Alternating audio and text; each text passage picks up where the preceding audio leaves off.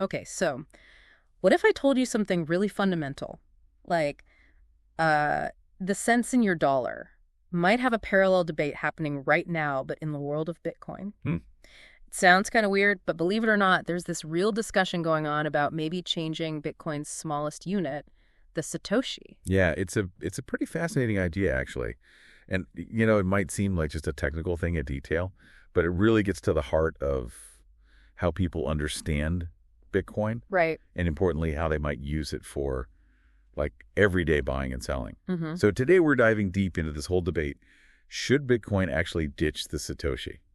Maybe for something else. Exactly. And think of this as your quick way to get up to speed on what could be a confusing topic, but it feels pretty important in the crypto space. For sure. We're basing this on a recent article that really lays out the proposal, the different views, and it even gets into a specific Bitcoin improvement proposal, BIP 177. Right. So our mission today really is to unpack why this is even being discussed and what it could actually mean for how we all end up using Bitcoin. Okay, so just to give everyone the lay of the land, right now, one Bitcoin, it's divisible into 100 million Satoshis.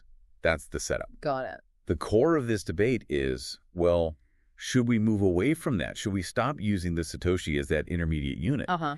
And instead, maybe think in terms of just a much, much larger number of base units. Right. So you're effectively turning the 21 million Bitcoin cap into, wait for it, 21 quadrillion units. Wow, okay. 21 quadrillion, that's a big number. So let's unpack where this discussion really started. Where did this idea, this move beyond Satoshis, really pick up steam? Well, the current sort of wave of discussion is largely being pushed by this Bitcoin improvement proposal, BIP 177. Okay. It was put forward by a developer, John Carvalho. And his main goal really is to simplify Bitcoin, particularly as a payment method. Simplify how? By removing the Satoshi as the default base unit people think in, the idea is to shift towards a system where your everyday transactions, even small ones, are shown as larger whole numbers. Okay. So instead of saying, 0.0005 Bitcoin or 50,000 sats. Exactly. You just have a bigger whole number representing that same value. Yeah. Carvalho's specific proposal is that the total supply, the 21 million Bitcoin, gets redenominated into 21 quadrillion of these new base units. Right. Now, it's probably worth saying this isn't the very first time something like this has come up. Oh, really? Yeah, back in, I think it was 2017, Jimmy Song proposed the idea of bits. 1 bit would be 1/1,000,000th of a Bitcoin. Okay, bits. I think I remember that. But Carvalho argues that even with bits, you still end up needing decimals for smaller amounts sometimes. His feeling is that it just kind of shifts the complexity around rather than, getting rid of it entirely. That makes sense. Okay, so if Carvalho is pushing this BIP, who are some of the bigger names maybe supporting this general idea, this move away from sats? Well, a really prominent voice here is Jack Dorsey. The CEO of Block. Exactly. He's been pretty vocal. He posted on X back in May last year saying he thinks bits of Bitcoin is better and just Bitcoin is best. His main argument is that sats, the term itself, just creates unnecessary confusion, especially for people who are new to Bitcoin. Right, the onboarding issue. Precisely. And it kind of highlights this known thing about user psychology, right? People often just feel more comfortable with bigger whole numbers than they do with tiny decimals, even if the value is identical. It's like pricing things at $9.99 instead of $10. Yeah, that psychological aspect is huge. And wasn't there someone else from Spiral? Oh, absolutely. Stevie Lee, he's a product lead at Spiral. Yeah. The company focusing on Bitcoin infrastructure. Right. He brought up a really interesting point in the discussion. I think it was December, the year before last. He basically said, look, a lot of people just don't know what Satoshis are. Oh. Or they don't care. He even mentioned cases where people thought Satoshis were like a completely different altcoin or something. Wow, okay. That's not ideal. Not ideal at all.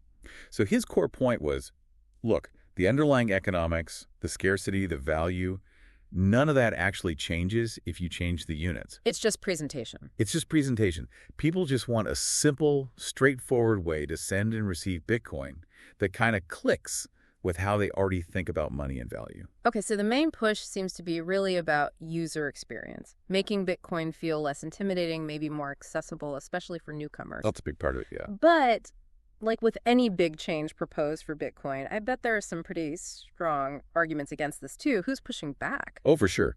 There are definitely some robust counter-arguments floating around. You've got people like Corey Clipston, who's the CEO of Swan Bitcoin, Right. and Michelle Weekly, director of product at Byte Federal.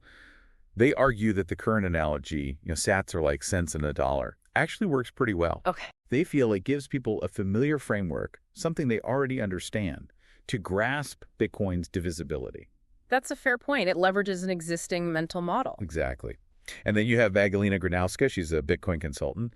She raised a really significant concern about just plain confusion. How so? She suggested that if you suddenly change the base unit and everything is represented by these much, much larger numbers, some people might mistakenly think Bitcoin's price has just crashed overnight, or maybe even worse, that the total supply suddenly got inflated somehow. Oh, wow. Yeah, I can totally see that happening. Someone sees a huge number and thinks, oh no, hyperinflation, or it's worthless now. Right. It really underlines how important those established mental models are and how people perceive value and scarcity. Perception matters a lot here. Definitely. So it's not just about the math, it's about the psychology. And then Parker Lewis from Zapprite, he actually takes the completely opposite view to Dorsey and Lee. He argues that sats are easier to understand because they represent a tangible fraction of a whole Bitcoin, just like a cent is a tangible fraction of a dollar. He thinks that's more intuitive. Interesting. So we literally have people arguing both sides of the intuitive coin, so to speak. Exactly. Fundamentally different views on what actually makes Bitcoin easier to grasp. This is really insightful. It shows it's not just some minor technical tweak. It really digs into how people conceptualize digital money. For sure. Now, you mentioned earlier this wasn't entirely new, and it's fascinating that even Satoshi Nakamoto, Bitcoin's creator, apparently had thoughts on this. Yes. This adds such a cool historical layer. Robin Linus, who created BitVM, recently pointed this out. He found a post from Satoshi from way back in February 2010. 2010, wow. Early days. Very early. And in that post, Satoshi actually seemed quite open to the idea of changing how Bitcoin's units are displayed. Specifically, if working with small numbers became annoying or inconvenient for people. No way. So usability was on Satoshi's mind even back then. What did the post actually say? Satoshi wrote something like, if it gets tiresome working with small numbers, we could change where the display shows the decimal point. Huh. And then the key part. Same amount of money, just different convention. Wow. Different convention. Yeah. It's fascinating because it suggests Satoshi viewed the unit, how it's displayed, as more of a user interface choice, a convention, rather than some fundamental, unchangeable part of Bitcoin itself. That's actually pretty significant context. The creator basically saying, yeah, we can change how it looks if it helps people use it. Right. It emphasizes that the underlying value, the scarcity, that stays the same, regardless of the label we put on the units. Okay, so given all this history, the arguments for, the arguments against, where does this whole thing stand right now? Is a change like BIP 177 something that could realistically happen anytime soon? Well, It's really important context to remember that the Bitcoin network hasn't actually implemented any major protocol level changes since the Taproot upgrade. Right, I remember that. That was late 2021. Yeah, exactly. November 2021. And that upgrade was focused on, speed, efficiency, privacy enhancements. Okay. So that kind of gives you a sense of let's say, the inertia or maybe the level of consensus and effort that's required to get any significant change implemented on the Bitcoin protocol. Yeah, changing Bitcoin is famously difficult. Needs huge agreement. Huge agreement. So something as fundamental as changing the base unit people transact in. Yeah. That would likely be a substantial undertaking. Yeah. Potentially very complex. And it would absolutely need really broad buy-in from miners, developers, users, businesses, the whole ecosystem. Right. It's definitely not just flipping a switch. It would require massive coordination and agreement. Massive. And ultimately, this whole debate, the motivation behind it, it seems to come back to that core idea of making Bitcoin more practical, right? Easier for just regular transactions. Precisely. That's the central tension, isn't it? Yeah. You got this desire to make Bitcoin more accessible, more user-friendly, especially for people who aren't deep in the weeds already, by maybe changing this base unit.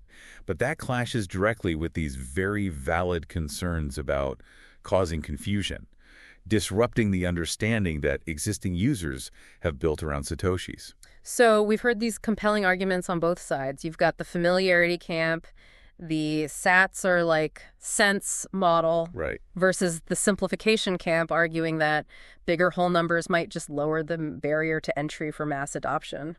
We even have Satoshi's own words from way back suggesting that the display, the convention, could be flexible. Yeah. It's a debate with potentially huge implications for how Bitcoin continues to evolve and, how people actually end up using it day to day. Absolutely. Well, this has been a really, really insightful deep dive. It touches on such a fundamental piece of Bitcoin's design and, crucially, how we perceive it. It really leaves you wondering, doesn't it? Is the current fractional nature of Bitcoin, being divisible down to this tiny Satoshi, is that actually a core strength? Does it enable things like microtransactions, precise digital value transfer? Good question. Or is it maybe an unnecessary hurdle, a complexity that actually hinders wider adoption as potentially, a global currency? Does it need to be simplified for the masses? That's definitely something to chew on.